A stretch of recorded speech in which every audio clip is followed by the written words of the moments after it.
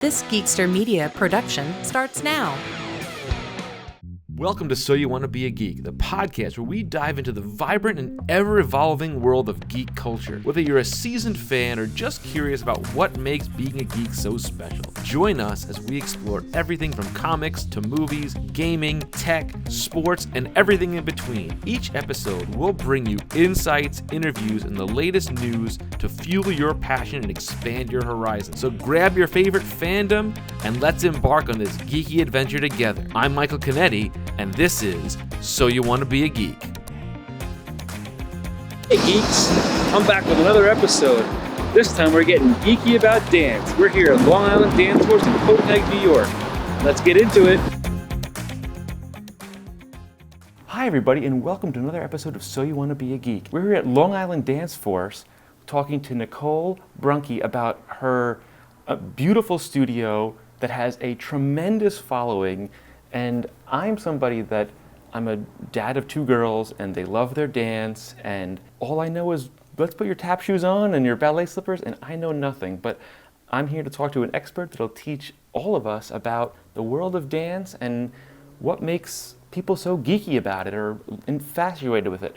So hi Nicole, how are you? I'm good, thanks for having me today. Thank you for inviting me to your shop and taking time out of your day to hang out and chit chat. So a lot of the premise of this podcast is sort of like redefining what it means to be a geek, as to be more about what people are passionate about, what people love. And I mean, dance is one of those things that people absolutely just love it and they can't get enough of it.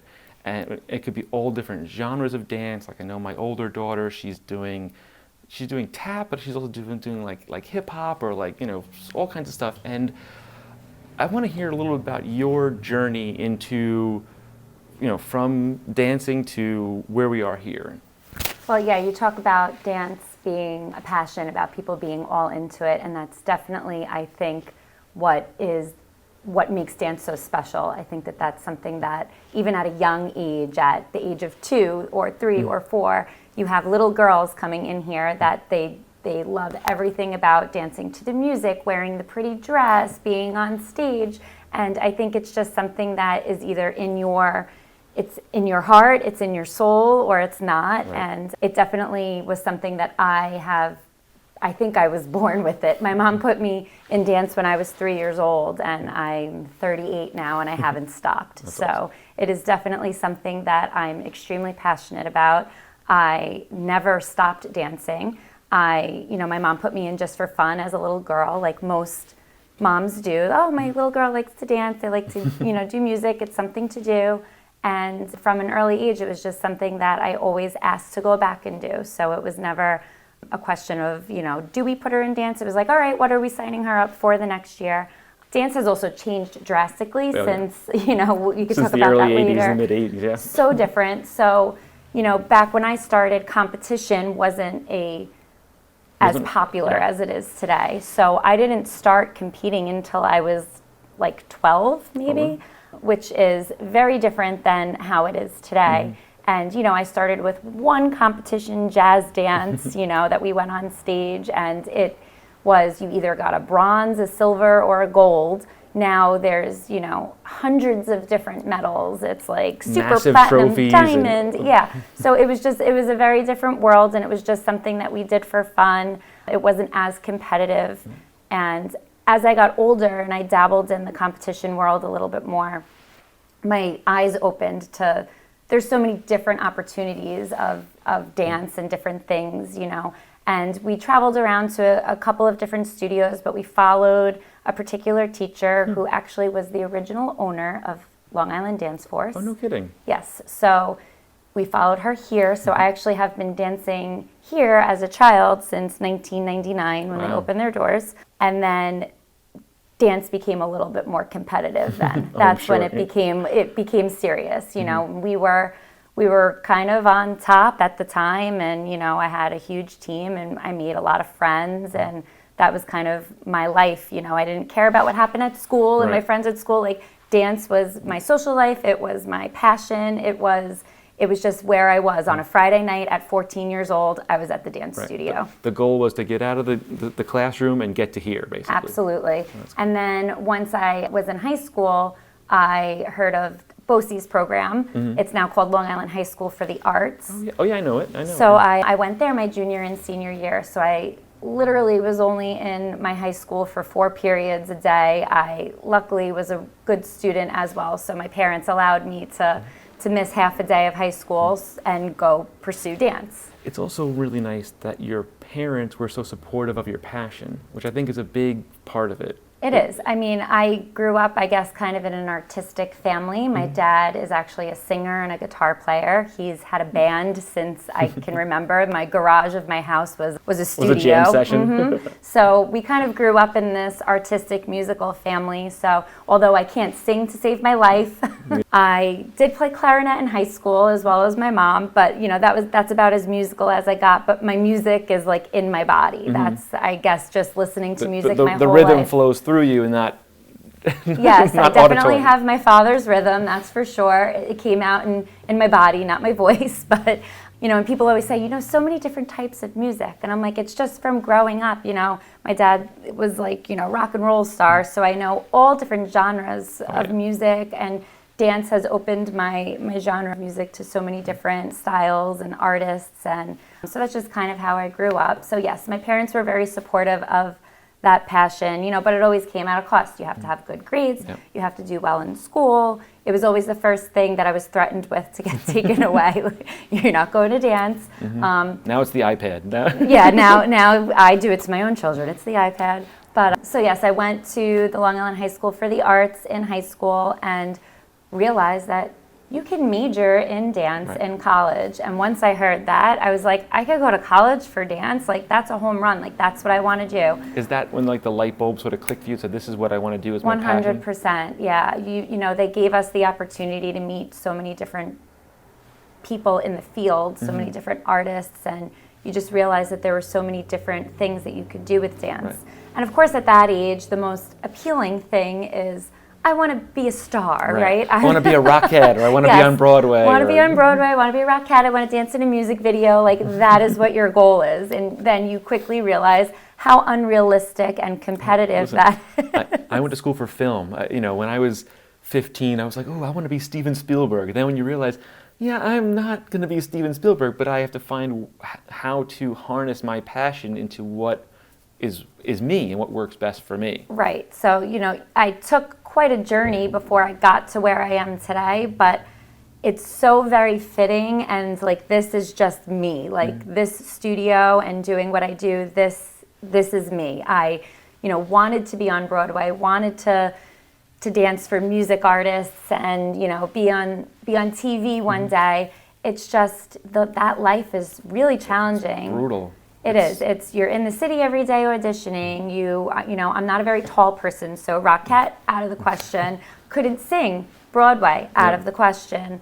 It was very, very, very hard. And even like, you know, dancers who tour with musicians, you're on the road, you know, 10 months out of the year. Yes. You know, and you know, late nights all the time. You know, killing yourself, and it's hard to have a work-life balance. Yeah, it's hard to have relationships. It's hard to have your own life outside of that. Work becomes your life. Yeah. And, you know, after I went to college, I did end up majoring in college. I went to Rutgers University, and then I transferred to Adelphi University, and I was a dance major, so I have my bachelor's in dance. I did a little bit of things after college, you know, a little performing here and there, and as I was doing it, I was like, I don't think I want to. And it was really hard for me to kind of say that out loud, because my whole life that's what I thought I wanted to do. But like we were saying before, like that work-life balance, it was exhausting. And that's not what I wanted to really do as a 21-year-old, you know? So I made the choice to go back to school. I always taught dance while I was in college here. I came back after I graduated high school. I've been teaching here for 20 years. Wow. This is my 20th year because I started when I was 18. So, yeah. So I always taught dance. I taught dance through college. Then I decided, well, what do I really like to do besides dance? I said, well, I like to do the teaching. So maybe I want to be a teacher. I like kids. I'm really good with kids. I've been teaching kids my whole life.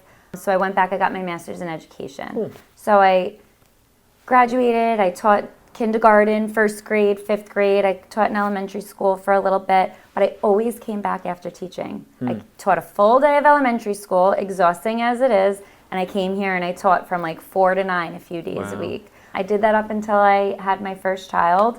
Then working 2 jobs, being out of the house, for 12 hours a day was just not in my wheelhouse. So that's when I kind of stopped teaching for a very short time.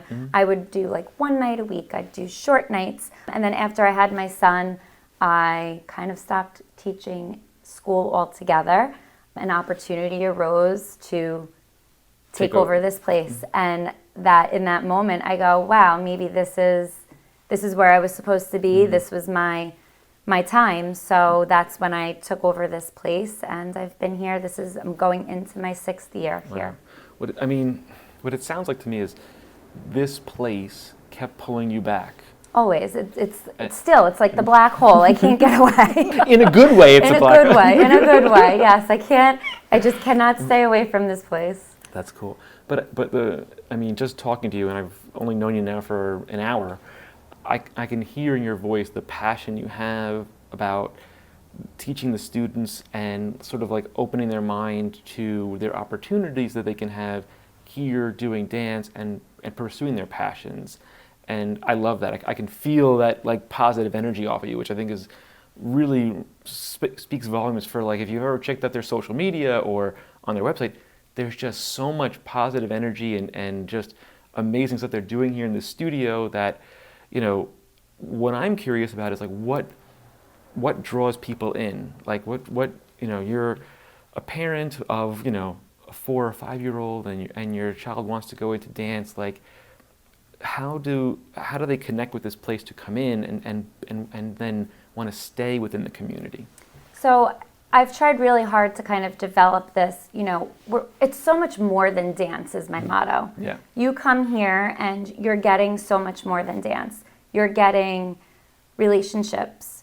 You're building confidence in young children, which is very big in this world. As a parent, I think needed. It's very needed. If you think about what we're asking these young kids to do, even if they're not on our competition team, if they're a 3 or 4 year old, you're asking a 3 or 4 year old to leave their parent, to go with somebody that they've never met before, spend a year with them, whatever, they spend an hour a week with me, but then at the end of the year we put on a recital. You're asking them to go on this stage in front of hundreds of people in an audience, putting themselves out there, and that's a lot for a toddler. Yeah. And then you go into our competition team, you're asking these girls to go not only perform in front of hundreds of audience members, but now you're putting them in front of a panel of judges where those 3 judges, their job is to critique you.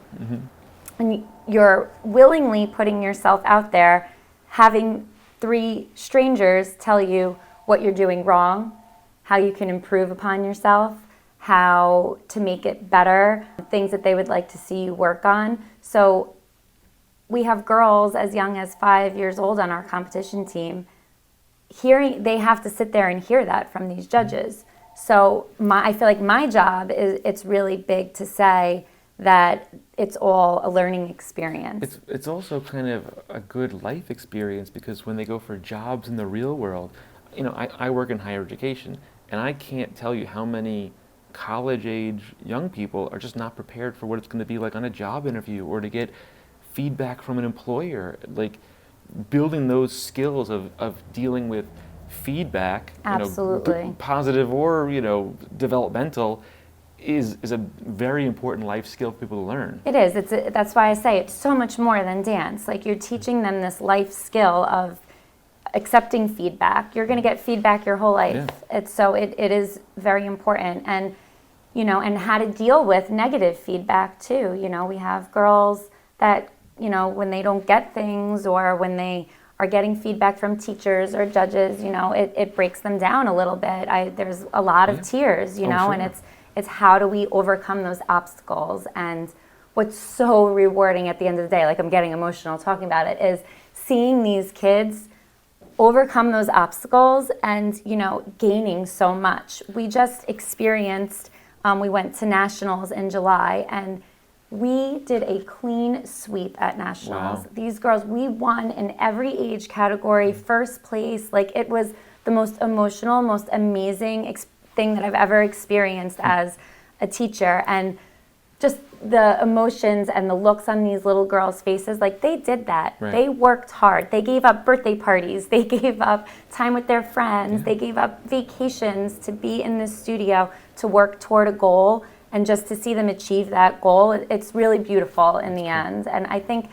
that's what draws people in. And they see that on our Instagram page, or if they come to our recital, just being in the studio where everyone is so supportive of each other, from parents to teachers to students to other students, whether you're on competition, whether you're not on competition, everyone is just really supportive of each other. That's cool. That's a nice community that you've built here for that, which is, I think, is a Thank big you. deal. Yeah, no, that was definitely one of my goals in the beginning of my journey here as the director, is to build that community. So, were there any challenges for you when it came from saying, okay, I'm done teaching in the school system, and say to yourself, hey, this opportunity has come about to take over this studio? What were some of the challenges you faced when it came to stepping into this role and, building this brand and this business and keep it going and keep the legacy going as well? Right. So, for starters, I knew nothing about owning a business. Business was never in my... Most people don't. Yeah, I knew nothing about what it meant. I knew none of the appropriate rules or anything about taxes or licenses. And so that was a definite challenge. Managing budget, money, finances, all of that was very new to me. I have to say my husband stepped in a lot. That was definitely his strength, and he helped me for the first couple of years. I can say that I have learned so much that he does not need to assist me anymore. I have learned a lot about that. Everything, what he made Excel sheets for me and kept me organized, and now I do my own accounting. I've just grown and learned just through doing, and kind of like survival mode. You have to. I had to do it. Before I owned the studio, I had helped the previous owner with a lot of the competition registering and costume ordering, but even though I had helped in the past, actually being responsible for it and doing that all, it's a lot. And I think my biggest challenge was probably time management, because this is a different job than a 9 to 5. It's your day starts at 2 o'clock when the kids get out of school oftentimes. Yeah, so we don't really open until 4:30. So it's a 4:30, and last night I was here till 10 o'clock at night. Wow. So we were after school hours, so challenging as a mom for me with my own children. And then during the day, everyone's like, oh, you must have so much free time during the day. But that's when all of the... bookkeeping, payroll... everything. Ordering of materials. And everything, yeah. So I feel like I probably work more than the average person, although people think that I just come to the studio from 4 to 8 and, But it's the intangibles that people don't see that keep things running smoothly. And a lot of times, as an owner, operator of a business, you're also managing a lot of personalities too. Oh, yes. That's the biggest part of whether it's staff, families, all that, my kid doesn't want to be in this class because, Susie Jones is in that class and they don't like each other, blah, blah, blah, blah, it's a lot of that. And that's you become the, because as the owner of the business, you're also the face of the business, and whenever there's a problem, all lines point to you, and you have to manage all that noise. And yes, that was also a huge challenge for me in the beginning, because I was not used to being that person. Yeah. People I'd be like, oh, go see so and so, go see, and now I was the person to see. And I'm not gonna lie, I used to get emotional. I'd cry. I'd go home. I'd break down, and I'd be like, I don't want to do it anymore. And it just. I've definitely built tougher skin, and I also realized to not take things personal. Yeah. So I've grown where I really try and separate things, and it's so hard because this is your passion, right? Yeah. And this is where I grew up as a child. So it's a lot. It's very hard for me to separate my personal. My daughter dances here. Very hard for me to separate my personal, because my personal is part of the business. Yeah. So, but I feel like I've grown, and I've definitely gotten better at that, and I really try and be the business owner when I'm the business owner. I still teach 18 hours a week. Wow. Yeah, so that's also challenging as well. Something I'm looking to maybe cut back on a little bit. But that goes back into, that's the part that I really love. Yeah. That's the part that keeps me here. But even that, like, you have to be able to mentor somebody younger into growing into that role to take over some of that for you, and, you know, being okay with letting go of some of that control where it's like, I want them to do it X, Y, Z, and they might want to deviate a different way, but there's also a structure and a formula to how you're doing things that is keeping people coming back and doing more and wanting to be involved. You hit the nail on the head with that one. I have grown my toddler program. I've always been the person to teach the toddler classes, and I have like a very straightforward syllabus, and you know, I've passed it on. I've passed some classes on to actually ex-students of mine. I have 2 teachers here that were They're homegrown students. Yep, and they are now teachers here, and it's just follow the syllabus, just follow it. And yes, I feel like I need to pass more off onto them, and I have 9 teachers. It's a decent staff. Yeah, we still do have a lot of teachers here, and we have you know, a lot of classes. That I think we have like 62 classes a week. So there's a lot happening. There's a lot of in and out, and it's, you know, my staff's amazing, and they will step in wherever they need to, wherever to help me, and you know, we all work together, so that's really great too. That's awesome. So I know you guys do a lot of competition, but what type of dance do you do here? Is it like any type? Like, what are the different genres that you guys focus on? So we do hit almost every type of dance here, except for the ballroom style. We don't really do that. So not a lot of 12-years want to do ballroom. Not anymore. a lot. Not really in this area. Maybe in another location. We start as young as, I say, 1 year old, and I do like a little mommy and me class. And my goal there is to get the kids used to me, used to Miss Nicole. They come, they know my face. Now when they come as a 2-year-old, they recognize me. The class format is the same, just without their mommy. The moms, yeah. Mm-hmm. Or their grandma, or we've had dads, you know, we have. Well, I've been there. I was, Yep. you know, and what I learned from doing that, like with my oldest daughter when she was 1 or so, when I was in the room, she wasn't, I had to literally, you know, I couldn't come because she would see daddy and she wanted to just, and I'm like, all right, it's time for you to, and that's a hard thing, breaking a little kid that away. Separation, especially yes. like in this kind of post-COVID area when people were home with their kids 24/7 for so long, and having that you're like, okay, it's okay to push, you know, try to, you know, work with somebody and break them of that routine is tough. Yes, it is, and I've become really strong at that. You know, sensing when the child really does need their mommy and won't be able to push forward, or sensing when they're ready to get over that hump. And it sounds like such a silly thing, but like my rule is like the 3-song rule.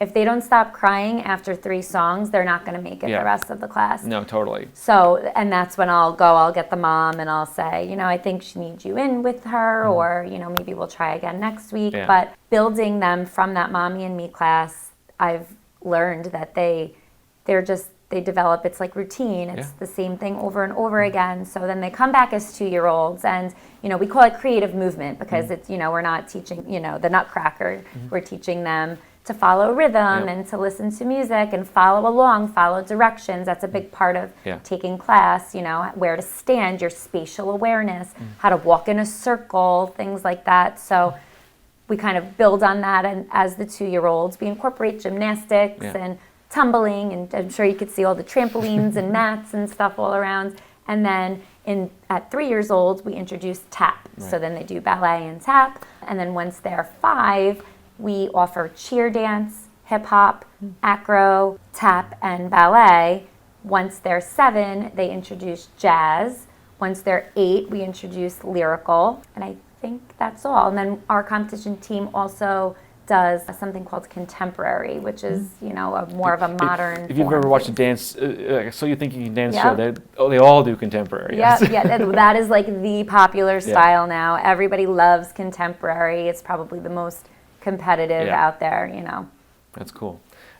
So you were talking a little bit about, you know, the little kids, and there's like, I'm blanking on the term, but like in in like preschool, or they teach those like cognitive skills of just like they're like developmental skills, and you're almost reinforcing and enhancing those skills so they can have that sort of cognitive ability to like understand, okay, this is how I do certain things. Just like when you're learning how to write your name for the first time, it's following that method. Yes, and then, it has to be very repetitive. Yeah. Repetition is key. Yeah. I feel like, and people say you must have so much patience, and yes, I do have patience, but I also understand my expectations for a 2-year-old are different than a 12-year-old. very different. Yeah. Yes, so I think it's important just to have realistic expectations, and I think that's what sets the kids up for success. Like we want them to be successful. We want those kids to walk into class every day happy. Right. I don't need them to be the best dancer in the world. They don't have to, show the best skills. They have to walk in willing to learn and happy to be here. And that's like kind of our motto, here. And the learning happens. Yeah. That it just naturally happens. And our little kids have become such strong dancers that we've started them at age 5 at competition team. I started about, I think maybe it was 4 years ago, was the first time I'm like, I'm starting this little kid competition team. And we were like the first in the area. Wow. We'd go to competitions and we'd be the only studio with a 6 and under jazz group, and the judges would be like, I can't believe that they just remembered that whole dance, because typically you're looking at this age group at a dance recital with their dance teacher on the stage with them following, but that was just it. The judges understood too.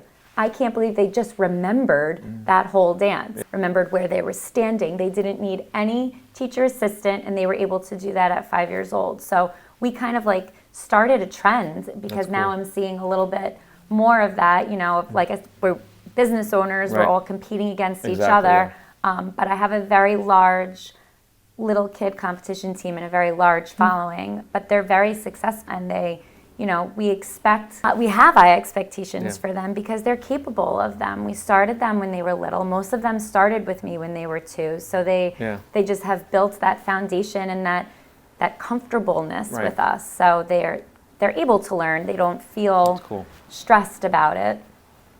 So when families are considering sending their kids to dance, what should they look for in like a studio and like to be a part of that thing? Like, I feel like so often I see people just like they just drop their kid off and they leave, and I feel like it needs to be more than that. I feel like you could answer better than I could. But. Yeah, that's a great question, because I feel like it really depends on what you're looking for. I think more often than not in something like a dance studio, it's location. There's a dance studio down the block from me. It's convenient. I'm just going to go there. Right. Especially when they're little like that, because you're like, I don't really care what happens. I just want them to do something. So I think it starts off, people look at what's near, what's close by. Second, it's I'm going to go with friends, right? Where is my neighbor going? Where is my cousin going? And then third, I think it's based off of recommendation. So-and-so goes to this dance studio and she loves it and she has got great things to say. Everybody always feels comfortable when they know somebody who's going there that has good things to say about it. But then I think when you take it a step further, that next step is, what am I looking for? Am I looking for a competitive studio? Am I looking just for a recreation activity? Am I looking for something that is going to build my child's confidence? Am I looking for something that's going to get my child a professional dance job?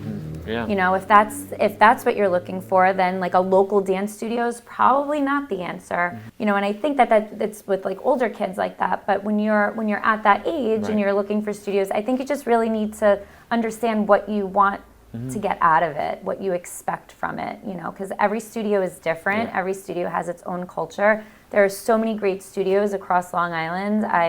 I'm friendly with a lot of dance studio owners, and even though we are competition, we all, have the same goal at the end of the day. So I think it's just, you just really need to decide what you want for your child and what, you want out of it. That's a good answer. I like that answer. So you were saying something before regarding when we were talking about the feedback part of it. And one of the things that I love when I teach college kids is that like a moment when the light bulb goes off. Yes. And they finally can grasp what you're telling them. Can you speak to some of that, especially in whatever age group, Absolutely, yeah. So, dance is a skill and a technique that you have to train for. So it's not something, it's frustrating because the kids like to see the big tricks at the end of the day, especially in competition. It's all about the tricks. It's about how many turns you can do, what kind of jumps you can do, can you flip, all those things. And that's, I think, what draws the little kids in. They're like, that's so cool, that's what I want to do.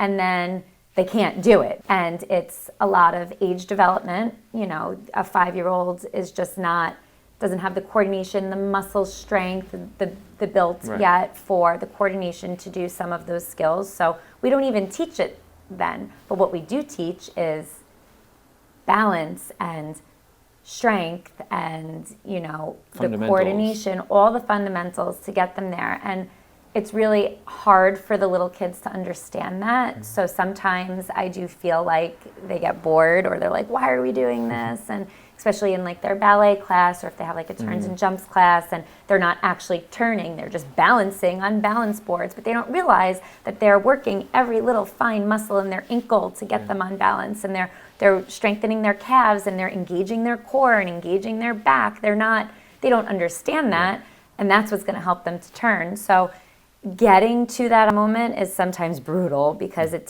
could take months, a year. Yeah. There could be a skill that we're working on, in a 5-year-old's class that they might not master that year, but totally fine. Like it's totally acceptable. It might not be their development yet. So when they reach that moment, it's amazing. I mean, we're the most enthusiastic teachers here. Like we'll scream, we're like, cheering for them. We take videos, we post them, have mom come in, take a video, and it's just so exciting for them. And then they ask to do it a million times. Yeah. Can I put this in my solo? Can I do this in my dance? Can I do my back walkover? Like they just want to do it a million times because they're proud of it. Yeah. And, we try to showcase it, of course, if we can, because that's great publicity for us as well. Like, look at what we taught them. Now they weren't able to do this, and now look at what they can do. Yeah. So it is really, and sometimes they hit the mark, quickly, and sometimes it takes a while, but regardless of how long it takes, it's amazing for them and their parent, and for us as teachers as well. We're putting in all that hard work and dealing with them. This is so boring. Life's boring, kids. Get used to it. I have so many questions. Can you describe a little bit to me what it's like at the dance competitions? Oh, are you sure you want to know? I'm dying to know. Actually. It's like a cult. No, I'm kidding. You've probably never experienced anything like it. If you are not a dance dad, competition dad, it is the strangest environment, but it's also one of the most amazing environments. So a competition typically will be an entire weekend. So we'll book a date and they'll say, leave the weekend of March 12th to March 14th open. So you have to make sure that you have nothing planned for Friday, Saturday, or Sunday. You have no idea what time or day your child's going to be dancing. I mean, for me, I have to be there the whole weekend, but for somebody who's in 2 dances, it could be one on Friday, one on Sunday, one on Saturday. You have no idea. Yeah. We get a schedule about a week before. Oh, wow. So you really need to keep that weekend open. You get your schedule, and we ask all of our students to be there at least 2 hours before call time, dressed and ready to go. Mm-hmm. Now, we have a standard hair and makeup style that we do, which I'm also now a tutorial. I do YouTube tutorials on how to do hairstyles and makeup. Yeah. So I've learned how to do great hair and makeup. So that's also a whole process, because some of these moms are like, I don't even wear makeup. Yeah. I don't know how to do this. Fake eyelashes? What's that? A braid? I've never braided. So it's a lot. The parents really, the kids wouldn't be able to do this without the support of their parents. And, they put a lot of time and effort into learning all about it as well. So, it's a lot of early mornings. You're waking up at 4 a.m., 5 a.m. It might take you 2 hours to do hair and makeup. I know for me, I'm a dance mom plus the studio owner and a dance teacher. So I look at where my first dance is, and I just, I work backwards. I go, all right, I need to be there at 7. I need to leave at 6:15. I need to get my daughter ready. I need to get myself ready. I'm up at 4 o'clock. It sounds like a wedding weekend. It kind of is. So, yeah. And most of the time, I don't know why, but everybody seems to dance at 7 a.m. It's just... Really? I don't know why, but there's always somebody dancing at 7 a.m. That's funny. Yeah, so we'll show up. We ask the kids to come dressed and ready because nobody's ever really dressed and ready, right? So you get there, you got to set up. We have these huge bags. They're called, there's a couple of names. There's dream duffels, rack and rolls, glam bags. It's like a giant suitcase that pops up into a garment rack and you hang all the costumes on. So you have these like little kids, they're like carrying bags that they could probably fit in 2 times, bigger than them. Everyone's wheeling in their bag, everyone's got their coffee and dance moms, hairspray everywhere, they just open like a Starbucks flowing like crazy. Yeah, exactly. Everyone's getting ready. We warm them up, and not a lot of studios do this. It depends on your culture. For us, we run our dances before we go on stage. We like them to have that fresh in their heads, so we ask them to be there. We rehearse, we go over, any choreography, any counts, and, It also probably helps getting a little bit of the nerves out, as opposed to just going around on the stage and looking out and you're like, there's 500 or 1,000 people in here. Right, and like they for go the older blank. girls, the first time you do, a pirouette or a back handspring, you don't want it to be on stage. Yeah. Like it's 7 o'clock in the morning. You're not used to dancing that early. So, we warm them up, and everything kind of runs in sessions. So it's like it's split up by age group and by level. So they have a beginner, an intermediate, and an advanced. They call it like novice.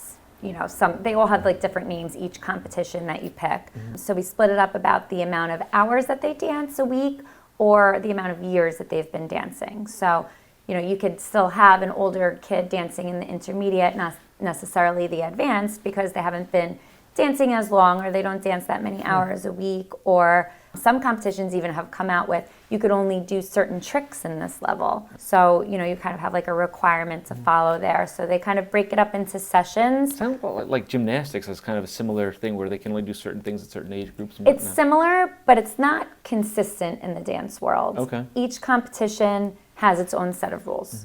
So as you go to different competitions, it varies. So after the girls do their dance, they get something called an adjudication. So every dancer walks out of there with a medal. So your dance will either get, a high gold, a platinum, a diamond. They'll judge you on a scale based out of 300. Each judge gives 100 points, and you'll walk out of there with a medal. So there'll be like this big award ceremony. It's like hundreds of girls on the stage, and they like play the cha-cha slide and the Macarena and Cotton Eye Joe, and they all just like have a little dance party before. The kids think the award ceremonies are like the best part of competitions. It's kind of like, what better thing to do than have a dance party with your friends on stage? Yeah, for sure. Then the judges will come out. They'll give some special awards. So something that if a dance stood out to them, something unique, whether it was a unique costume or a unique choreography, or they did something in the dance that was really impressive. It was a emotional performance or something. So they only give like a handful of those. So for us as teachers and for the kids, we think those moments are really, really special. Oh, yeah. And we like getting those because that out of all of these dances, there could be 300 entries, 400 entries, maybe even more. There could be like 600 entries depending on the competition. And you stood out to that judge that they wanted to talk about you in front of the whole audience. So those are great moments for us when we receive those. Then, so they'll get their adjudication, and then they'll do a placement based on your point. So they'll do depending on how many people were in your category, they'll do a top 10 or a top 5. And a lot of times we're walking out with first place in the category, which is really special, especially in our younger girls. They're really holding strong. They're making a name for themselves. And, so then that session will be done, and then we'll move on to the next age level. And that'll go on all weekend. We'll have like 3-4 award ceremonies throughout a day. So the dancers can come and go. Miss Nicole stays. You got to camp in the parking lot. Yes, it's a very long weekend to say the least, but it's super fun to see them on stage and to see, that's their accomplishments. That's what we work on. And we grow from it. Afterwards, we sit back in the studio and we listen to what those judges say, and sometimes their feedback can be a little bit... Sometimes we're like, okay, thank you, but no thank you. We're going to keep doing it the way we're doing it. And, we have our reasons. Maybe we just know our kids better than they know our kids. And, maybe it's just something that we've tried that didn't work. Or, and again, we tell the kids all the time, it's just 3 people's opinions. At the end of the day, it's 3 people's opinions. So sometimes we get great feedback. We're like, oh, I never thought of it. For us as choreographers and teachers as well, they might say, try teaching her to do this when she's doing, her pirouette, or try teaching her, to think about this in a different way. And sometimes we're like, oh, I never thought of it that way. So it's also a learning experience for us as teachers. So, but the kids what we like about it is they get to watch, they record them on stage, so they watch what they're doing while the judge is talking. Okay. So we watch these videos and they say, oh, now I see, because that's a big teaching tool too, is watching yourself. It's just like quarterbacks in the NFL. They watch game footage and see what their mistake was. Same kind of philosophy or theory. The same thing, except we're talking about little 5-year-old girls. But to circle back to what we were saying, what we're expecting of these kids and what they're accomplishing is truly amazing. That's cool. That's amazing. So, do you guys also do just regular recitals too? We do. We have once a year we do a big recital, and that's everybody in our studio. So we do that at Malloy College. Okay. Yeah, that's cool. And we all get together. We do from 2-year-olds and my competition team. So everybody gets to showcase. And to me, that's my favorite time of year. I know the competitions are really exciting and they're really fun for the competition team, and there's a lot more on the line, I guess you can say, for competition. But the recital, I've always called it a celebration. Right. This is what we've done all year. We've completed another year. This is what we've learned, and we always have a really fun time at our recital. That's awesome. That's cool because then you have just all the families of this community cheering the kids on, and they get that reinforcement from grandma or whoever and all that jazz. That's nice. It's a good. It's almost like a capstone for the year to sort of it is. round You up. put close the book, close the chapter of the book, and on to the next chapter. And it's nice for me to hear, like you said, from grandma and aunt, and it's always so nice to see those people that aren't really part of our culture but come to the recital to see their relative, their granddaughter or their niece, and then to hear that feedback from them that they just enjoyed the whole thing and not just, their granddaughter. That's really nice to hear too. I was so entertained the whole time, so it is. It's a nice little post on the end of the year. Cool. So what are some of the most common misconceptions people have about dance and the dance world? Well, I think Dance Moms, the show with Abby Lee Miller, and that didn't send a good message to. No, I think that really sent a very negative message to a lot of people. Oh, you must have such crazy dance moms, and that must be a crazy world, and you must be so mean and so tough. And it, what I say at the end of the day is it's TV. It's not reality, and of course they do things to they exaggerate over-dramatize and all that. Yeah, and don't get me wrong, there are moments where, you're competing, right, in the competition world. So there's going to be jealousy, whether it's between, other students and parents, and there's going to be that feeling of favoritism, Or how dare you put your daughter in that showcase and not my daughter, just because you're the owner, kind of thing. I mean, that stuff happens everywhere. This happens in Little League baseball fields. It's the same but I think that it doesn't happen as much as people think. So I think that's a big misconception. I think also people thinking that there's also a big, I don't know how to say it, there's a big controversy with how, dancers dress, right? You're showing midriff, you're teaching them, it's too mature for them. It's, they're showing too much skin, they're too little, that kind of stuff. But really when you think about it, if you were in a ballet school, it was leotard and tights. 24/7. 24/7. It is, no matter what your body type was, it's a discipline. And that's kind of what I say to people. It's a discipline, and this is part of learning dance education and learning culture. And why do dancers wear such little amounts of clothes or leotards or half crop tops and stuff? And although that's trendy now, where it wasn't trendy a few years ago, it's also whatever the dancer is comfortable in is my motto. We keep talking about we're building self-confidence here, and we're building young girls to feel good about themselves. Building a judgment-free zone. Right, and so it's whatever the dancer is comfortable in, and whatever they feel good dancing in is really what it's about. And we need to see their bodies in correcting them. Right. It's a very hands-on discipline. You know, it's not like soccer where I'm just like looking at your feet. Like, I need you to feel the muscle. So it's very hands-on, you know, us as teachers, and we've developed a strong enough relationship where the kids are very comfortable, and that could be very controversial now today, but it's about teaching them where to feel their muscles and what muscles to use when they're developing. So I think that that's a big misconception too, is, you know, the attire in dance and the costuming. And, you know, I do have some families that do not want their children in, you know, two pieces, and we're very respectful of that, and it is what it is. It's just, you got to be respectful of what parents' belief is, and what will never say, you know, this is what I want. I'm not like that. I'm sure there are other people out there like that, but I will never, you don't feel comfortable in that, totally understand. I'll find something that works for you. So, like you said, at the end of the day, it is what it is. And, you know, it's not, I don't know how to put this politely, like, it's not glorifying young kids in inappropriate attire. Like you said, you need to see what their body is doing. It's similar to, like, when I'm big into yoga. I love yoga, and, you know, a yoga teacher will come over and will adjust you if you're going to do the pose wrong, because you could hurt yourself. Yes. You know, it's the same thing. It's very important. You can't be wearing like long baggy pants, you're going to slip. You can't be wearing a baggy t-shirt, you're going to get caught on something. So it's a little bit more than just glorifying, you know. Whatever, exactly. So one of the things that I've been hearing in this conversation is, you know, the building of confidence in young people and young girls.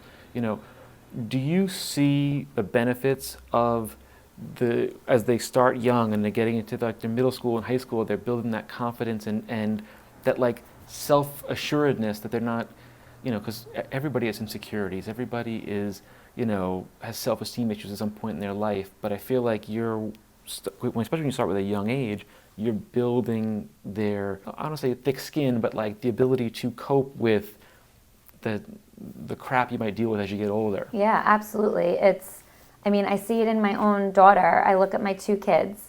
My son is 7, and he's into sports, and he plays baseball, and he plays soccer, and he's on like 3 different soccer teams, and he's like really into it.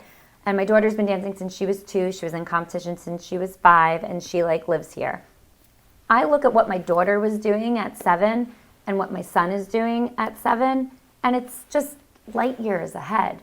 And she was just responsible for so much more in her area than he's held responsible for. Right. And she was doing so much more than he was doing. And like I said, I'm pushing him to do as much as he can do, but it's so different. And I see her, she's a confident person because she's been told what she's doing wrong since she was 5 years old by judges on stage. So getting that feedback for her is not, she's like, okay, she takes it very well. Where my son doesn't take feedback as well. He gets very emotional about it. He feels like you're picking on him.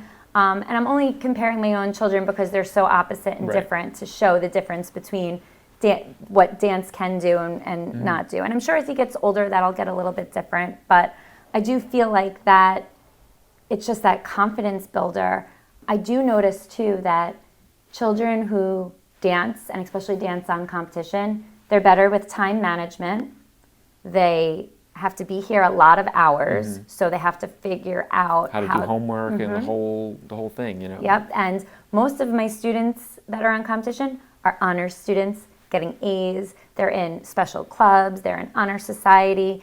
They're very disciplined, you know, they know they have to do their homework, they do well in school, or dance is taken away. Right. So it's kind of that they know that they have a responsibility to withhold in order to fulfill their passion and to do what they want to do. I also feel like they put themselves out there so much on stage that they're not embarrassed to say things or stand up for themselves or just be them. Right. You know, like think about what kids could be doing at 15 and 16, and I look at what my 15 and 16-year-olds are doing here, and I'm just so proud that they choose to be here and they choose each other, they choose their dance friends, and they choose that that common ground between them, and that's what they find important. That bond and what they do here, I think that's just developed. It's not only confidence, but it's built relationships. They see, they're able to differentiate like what values, like what people have, and how to pick friends wisely. And they're able to differentiate at a younger age, where it takes most adults a lot of times to say, till their 30s. Yeah, what value do I find, in this person, and why should I be friends with this person? Like, I feel like they really are able to sort it out. By 10, 11, 12, you see that they're choosing, their dance friends because they have common values. Yeah. They're all do well at school. Their parents have the same values.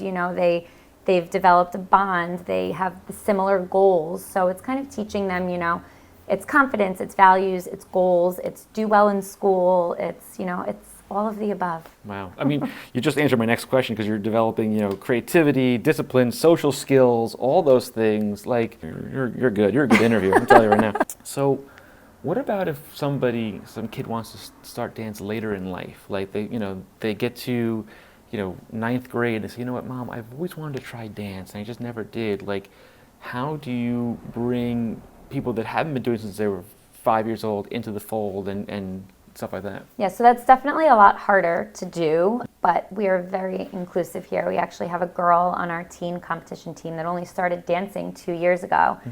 And what we did was we said, hey, you want to dance here and you want to dance on competition? These are the classes that you should take. Mm-hmm. Take a year, try these classes out, and let's see how you do. Let's see how fast you can pick up. Let's see what you can learn.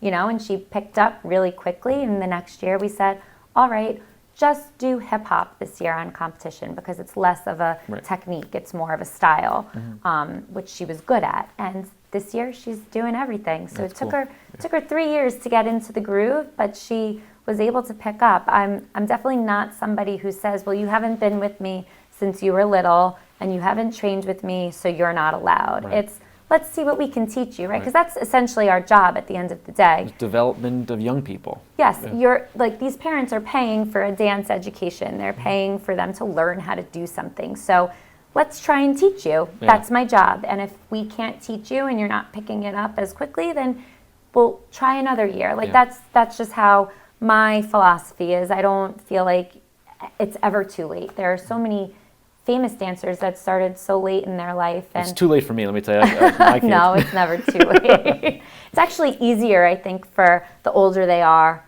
to pick up. The flexibility might be a little bit difficult because it's easier to maintain flexibility from a younger age. You're definitely more malleable and flexible when you're little and younger. But I think just when you're older, you're aware of your body more. You might have natural rhythm by now. You may have taken music classes in school, or you dance, on Friends. And now TikTok's so popular. Everybody does TikToks, and they think that they're, great dancers. And I know this TikTok and that TikTok. So I think it actually is probably a little bit easier the older you are now to kind of jump into it. Ballet might not be your thing, but you might be able to do hip hop, and you might be able to do jazz, and you might be able to pick up, because our brains work differently when we're older. We can understand corrections, we can understand explanations. And understand feedback. Whereas when we're little, it's just, that's what I think it looks like, and that's what I'm gonna do. So I actually think they pick up a little bit better when they're a little bit older. That's cool. Yeah. So how can families support their children on their dance journey? So I think by just allowing them to do, right? So if your child wants to dance, you say, okay, let's put you into dance. Mom, I want to try something, a new style. Just let them try it. I would give them as many experiences as possible, and, give them as many opportunities to perform, as many opportunities. If you want to be a dancer, do you think that I do competition to win? Really, no. At the end of the day, it's a nice bonus, but it's performance opportunities. It's a chance for those kids to get out on stage and perform. When you're performing and you're in the studio, we always tell them to give us 100%. But when you're on stage, that's when you're given 110, 115%. And how do you get better? You get better by trying your hardest. And then when that something goes wrong when you're trying your hardest, then you work on that. If you're never trying your hardest and you're never putting yourself fully out there, you never really know your true potential. And, this is kind of a life statement, but like so much of people's lives, their creativities or their passions get stifled by what I call outside noise, whether it's other kids picking on them or just, stresses of life and so on and so forth. Like, I'm a huge comic book nerd. I've been my whole life. But, there was a time period where like, to say that I was a comic book nerd was like a really taboo thing. Like I was like, I don't want people to know that I read comic books and, Right. or I like art or I like, whatever, a million different things. Why I do this podcast, because I like geeky stuff. And to be able to encourage these young ladies to embrace their creativity, embrace their passion, I think is a really, really valuable skill that they're learning. I do. I agree with you, and I love that part of what I do. I love that part of my job. It's just creating that, and I think just the friendships that they're building, that's their friends, and they all have the same passion, and they're all able to do it because they all love it together. Right. So they don't care as much what the outside noise says. Mm-hmm. And to circle back to the parents, like the parents are super supportive here. They're on the weekends, Sunday morning rehearsals, all weekend competitions, rhinestoning their costumes, it's... Everybody's at a cricket now, so they're all... Yeah, exactly. Everyone's making things, and, and besides, it's expensive. It's a financial, expectation, and, for some families it could be a lot, and we do a lot of fundraising here to help the families pay for dance, and it's not so much about paying me. It's, these competitions cost a lot of money to attend. So when you're in competition, you have to pay for them, and it's expensive. And then you're in competition, so you need the fancier costumes, and you need, the jacket and the apparel. And so it builds and builds and builds and builds. And our parents are really great about getting the kids everything that they need to be able to do this. That's awesome. So my last question is kind of more of a future goals sort of a thing. So what are your hopes for the future of the studio, and how do you plan to grow like your impact on the dance community as well as like the community at large around here? Yeah, so that's like a loaded question. It's a tough one. It's a tough one. Yeah. So although I feel like I've been doing this forever, I really have only owned the studio for 6 years, but this has been my life forever, and I've been involved. So I still feel like I'm on the journey. And besides, when I opened the studio, I was a year and then COVID hit. Mm-hmm. So I really feel like I didn't get on my feet for like until year 3, year 4. So I'm really only just now finding that motion, that propeller is finally spinning, and I'm finally, getting into a groove, and where I feel like I'm on top now, and I need to figure out where to go from there. I've talked about it with my husband and what I want to do next. I think, is a second location in the works. Maybe is, maybe owning my own building, my own space, to have to grow into, right.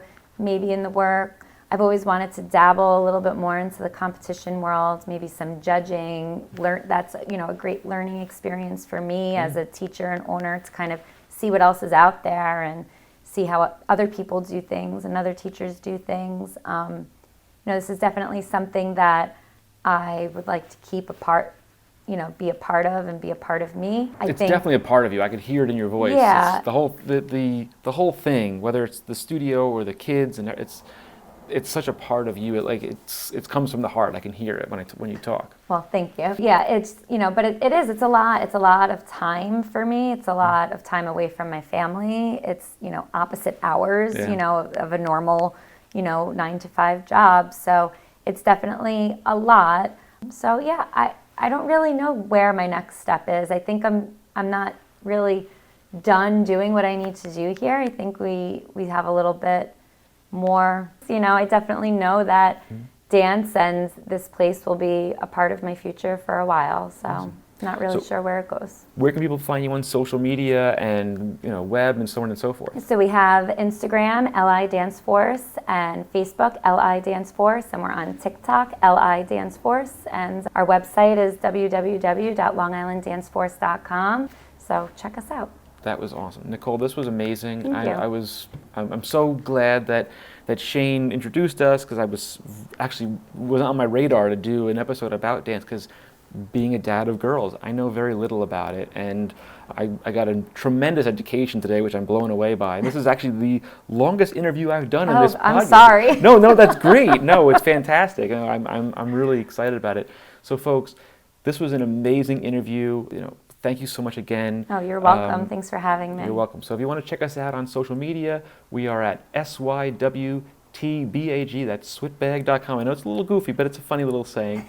And we're on Instagram and TikTok, and you can see all of our episodes on all your favorite podcasting platforms and YouTube. So until next time, everybody, stay geeky. See you next time. Bye-bye. I want to thank my guest, Nicole Bruhnke, and Long Island Dance Force for this awesome episode. Stay tuned, because we're going to have a part 2 of this episode in 1 month, where we're going to interview a second studio and dive even deeper into dance.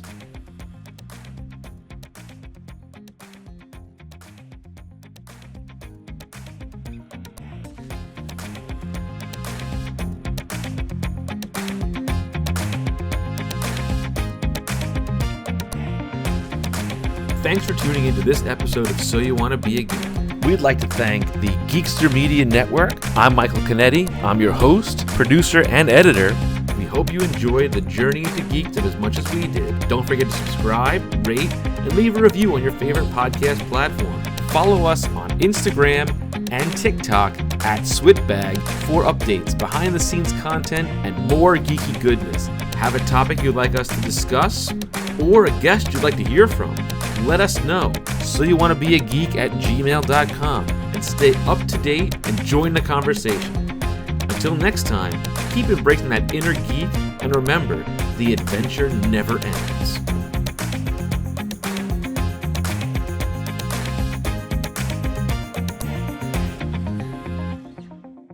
This has been a Geekster Media production. This episode of So You Want to Be a Geek is brought to you by Comics Capsules. These are a great product for protecting your comics. They are UV resistant, crystal clear. They are stackable. They fit in your regular long and short boxes. They fully encapsulate your comics with a flip top hinge that allows you to access your comics anytime you want. They'll even fit with the bag and board in the sleeve. It is really, really cool. They have this great little eye hook. I have some hanging up back there. I have some over there on display, because sometimes you just want to display your cool comics without having to send them out to CGC and waiting and spending a fortune on getting them graded. This stuff works great. I really, really love them. You can even have like a dedicated label inside of them. They're super awesome. So our sponsor for this episode of So You Want to Be a Geek is Comics Capsule.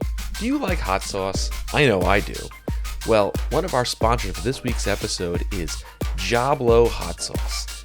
They are a family-owned, locally produced, amazing Filipino hot sauce that was recently featured on Hot Ones. You're gonna love it. You can put it on everything from hummus to meats to vegetables, whatever you think of. They are a great company, family owned, and locally produced Filipino hot sauce. If you want to find out where the punch is, check out Jablo Hot Sauce.